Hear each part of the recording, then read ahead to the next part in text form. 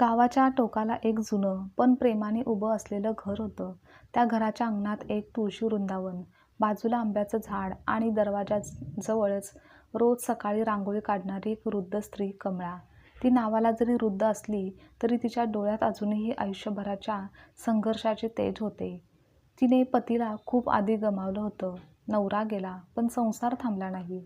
एका हाताने अश्रू पुसत आणि दुसऱ्या हाताने मुलाला वाढवत तिने आयुष्याशी झुंज दिली. तो मुलगा म्हणजे प्रकाश.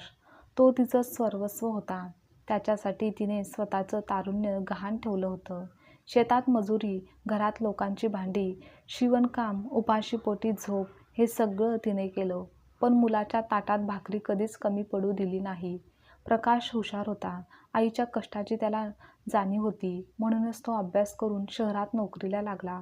हळूहळू दिवस बदलले. जुनं घर रंगवलं गेलं. अंगणात सिमेंट बसलं. कमळाबाईच्या पायाखाली चप्पल आली आणि एक दिवस प्रकाश म्हणाला, "आई, आता तुझी एकच जबाबदारी उरली, माझं लग्न."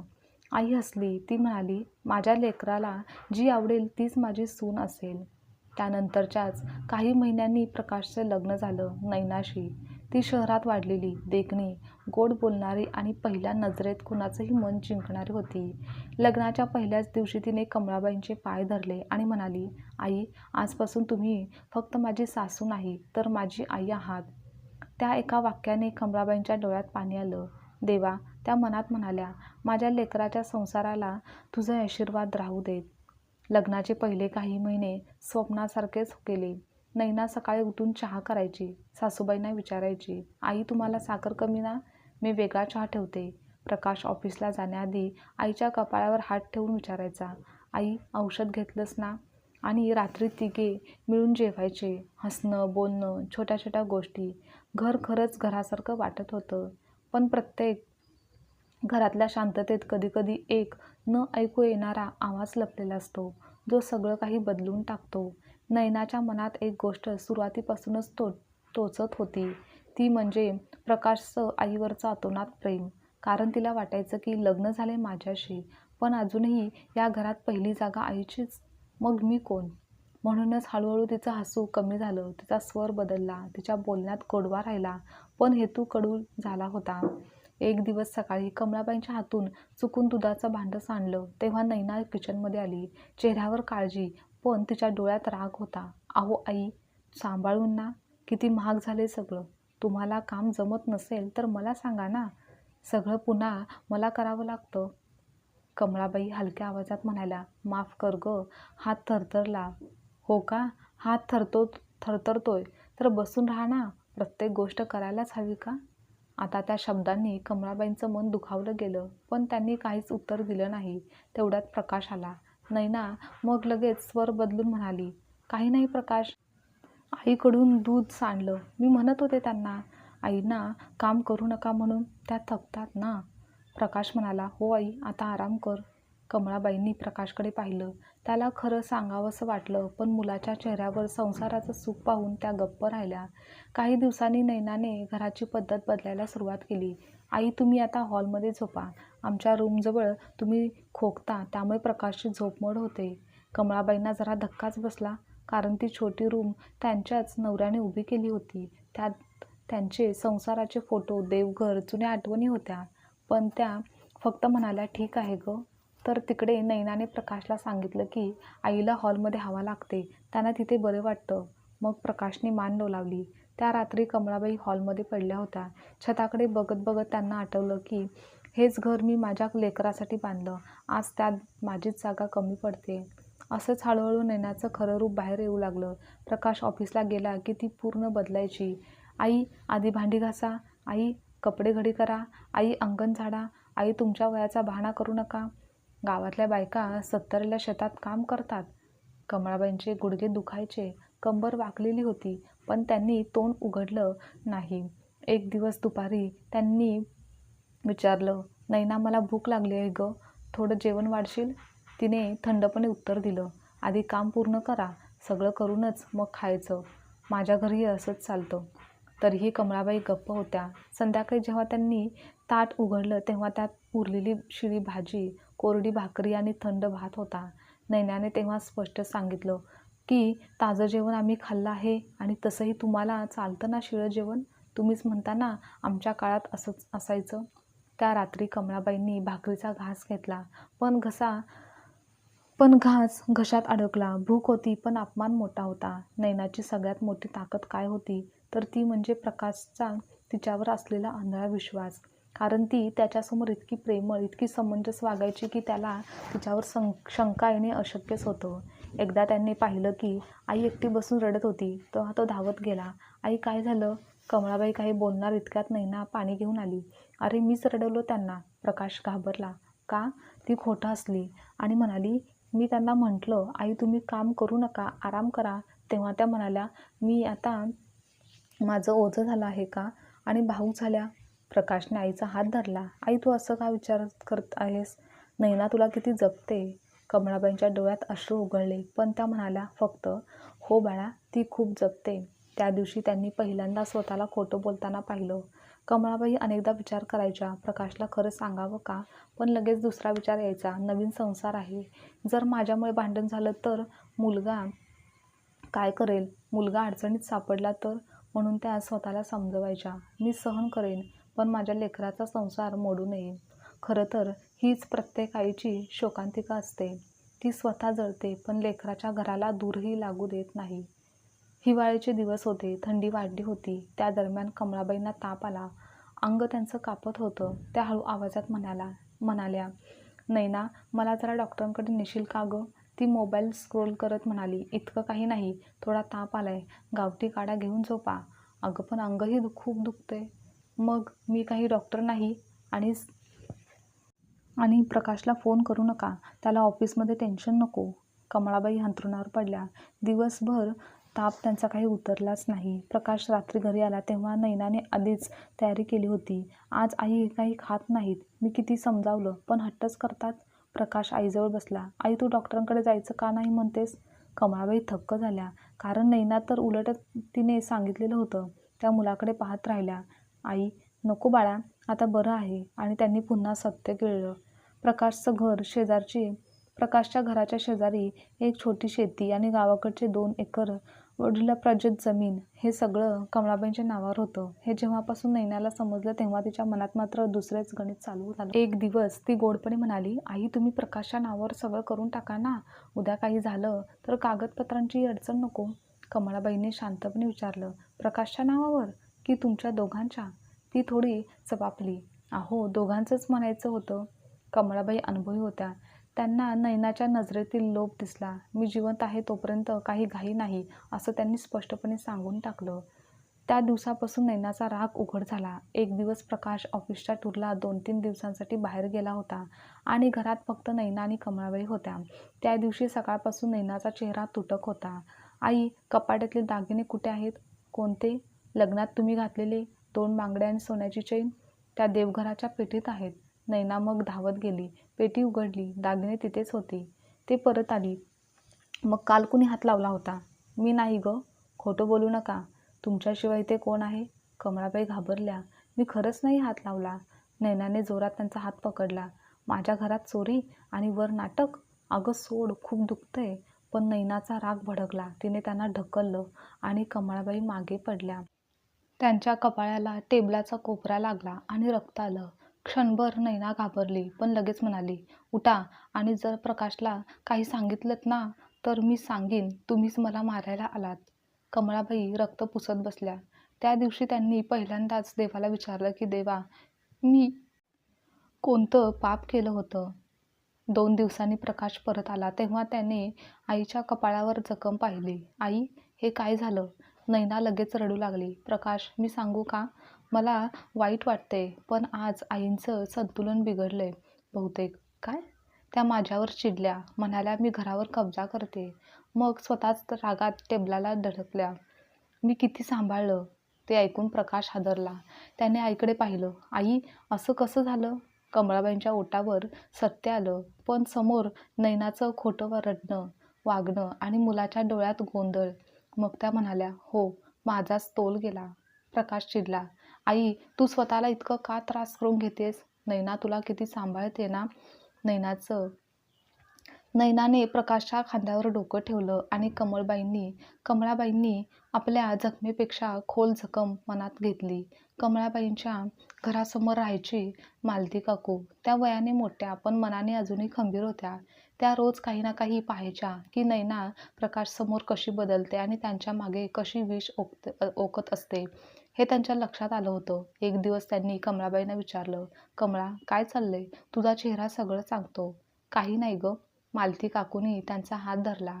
"आई, लोकांचं एकच दुःख असतं, स्वतःचं सांगत नाहीत. पण हे बघ, सहन करण्यालाही काही मर्यादा असतात." कमळाबाईंचे डोळे भरले. "माझ्या प्रकाशचा संसार मोडू नये म्हणून मी गप्प आहे." पण मालती काकू ठामपणे म्हणाल्या, "संसार खोट्यावर उभा राहत असेल तर तो आधीच मोडलेला असतो." त्या शब्दांनी कमळबाईंच्या मनात पहिल्यांदाच हलकासा प्रकाश पडला. एक दिवस प्रकाश अचानक दुपारी घरी परतला. ऑफिसमध्ये मीटिंग रद्द झाली होती. तो शांतपणे घरात आला तर किचनमधून नैनाचा कडक आवाज येत होता. "किती वेळा सांगितलंय माझ्यासमोर उभं राहून बोलायचं नाही?" हात थरथरतात तर ग्लास का उचलला? काच फुटल्याचा आवाज आला. प्रकाशच्या छातीत धडधड वाढली. तो किचनकडे गेला आणि जे दृश्य त्याने पाहिलं त्याने त्याच्या पायाखालची जमीनच सरकली. कमळाबाई खाली वाकून काचेचे तुकडे गोळा करत होत्या. त्यांच्या हाताला काच लागली होती. रक्त वाहत होतं आणि नैना वरून ओरडत होती, "रक्त पडलं म्हणून नाटक करू नका, साफ करा आधी." इतक्यात प्रकाश गरजला, "नैना!" मग दोघीही दचकल्या आणि नैना क्षणात बदलली. "अरे तू? मी तर आईला म्हणत होते हात लावू नका." "बस झालं." प्रकाशचा आवाज पहिल्यांदाच इतका कठोर झाला होता. तो आईजवळ बसला. "आई, हात दाखव." कमळाबाई घाबरल्या. "काही नाही बाळा." "आई," तो जवळजवळ ओरडला. "आत्ताच खरं सांग, काय चालू आहे हे सर्व?" त्यांच्या डोळ्यात आज आंधळा विश्वास नव्हता. आज तिथे सत्य पाहिलेल्या मुलाचा आक्रोश होता. कमळाबाई थरथरत्या आवाजात म्हणाल्या. त्यांच्या आयुष्यभरच्या सहनशीलतेची भिंत तडकली आणि मग त्या रडत रडत सगळं बोलू लागल्या. शिळं जेवण, हॉलमध्ये झोपवणं, आजारी असताना डॉक्टरकडे न नेणं, कपाळाची जखम, दागिन्याचं खोटं, धक्के, अपमान, धमक्या. त्यांच्या प्रत्येक शब्दासोबत प्रकाशचा चेहरा कोसळत गेला. तो रागाने लाल झाला होता. नैना मध्येच ओरडली, "खोटं, सगळं खोटं. या मला कधीच पसंत करत नव्हत्या." मालती काकू त्या क्षणी दारात उभ्या होत्या आणि त्यांनी ठाम आवाजात सांगितलं, "खोटं कमळा बोलत नाही. मी सगळं पाहिलं आहे, तेही अनेकदा." मग नैनाचे शब्द अडकले. प्रकाश काही क्षण शांत उभा राहिला. मग तो नैनाकडे वळला. "मी तुला देवासारखा विश्वास दिला आणि तू?"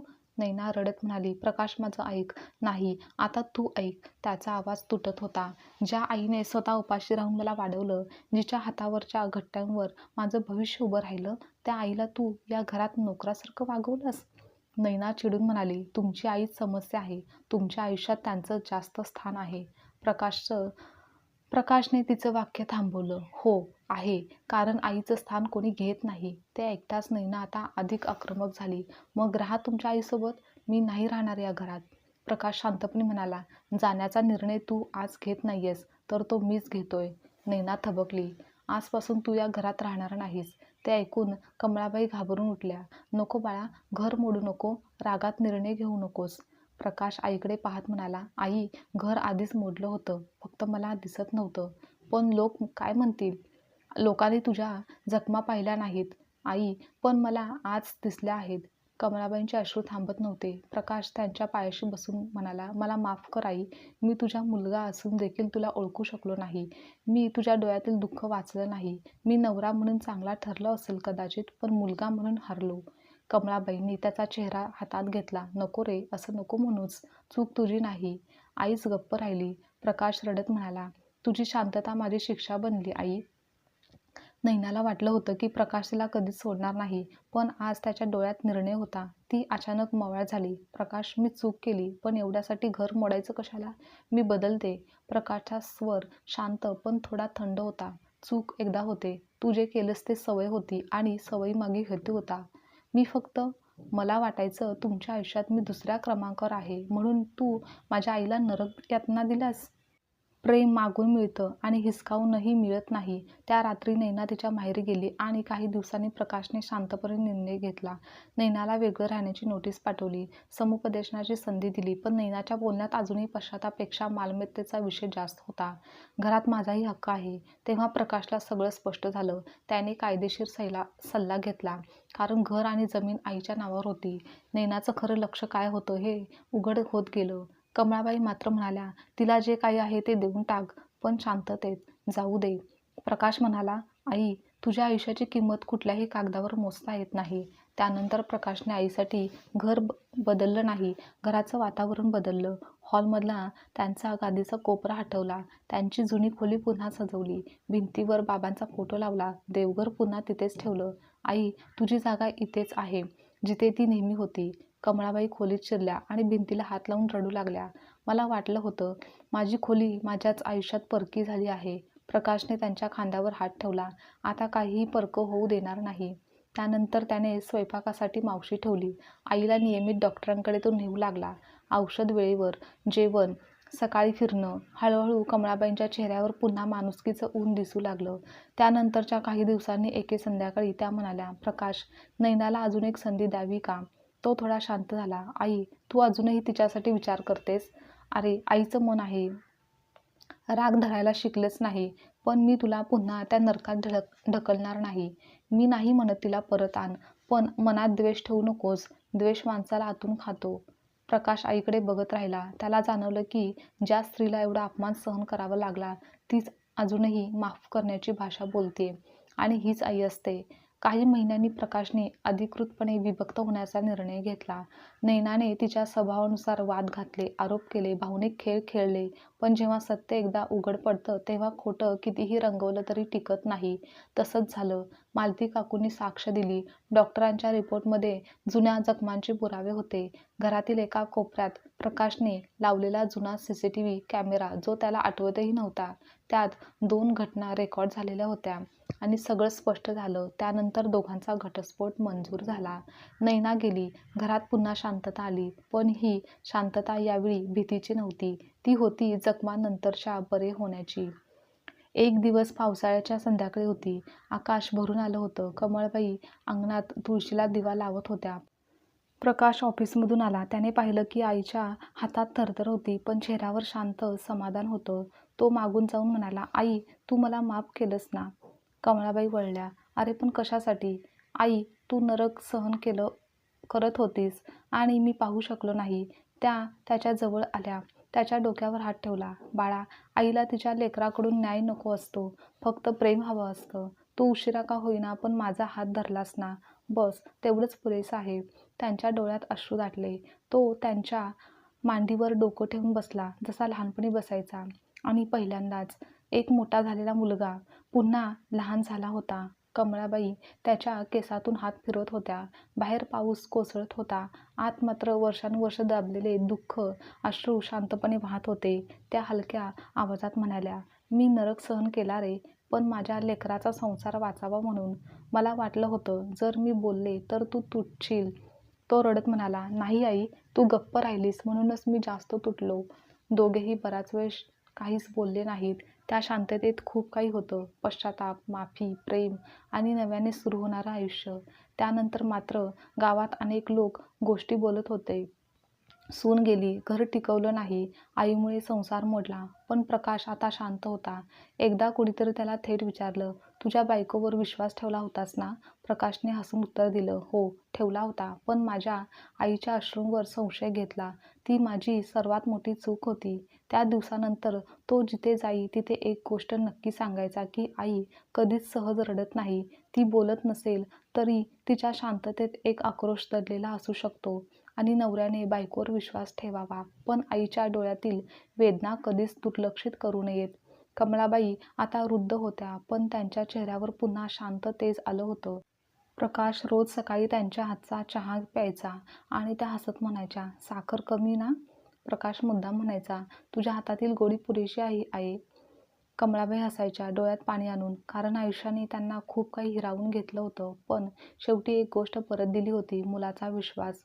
कधीकधी घरात सर्वात जास्त सहन करणारी व्यक्ती आवाज करत नाही, कारण ती आई असते. ती स्वतःच्या जखमा लपवते, अपमान गिळते, भूक सहन करते, रात्रभर रडते, कारण फक्त एवढ्यासाठी की तिच्या लेकराचा संसार टिकावा. पण प्रत्येक शांततेमागे सहनशीलता नसते. कधीकधी ती मदतीची आर्त हाकसुद्धा असू शकते. आजची कथा तुम्हाला आवडल्यास लाईक, शेअर, कमेंट करा आणि चॅनलवर नवीन असाल तर चॅनलला सबस्क्राईबसुद्धा नक्की करा.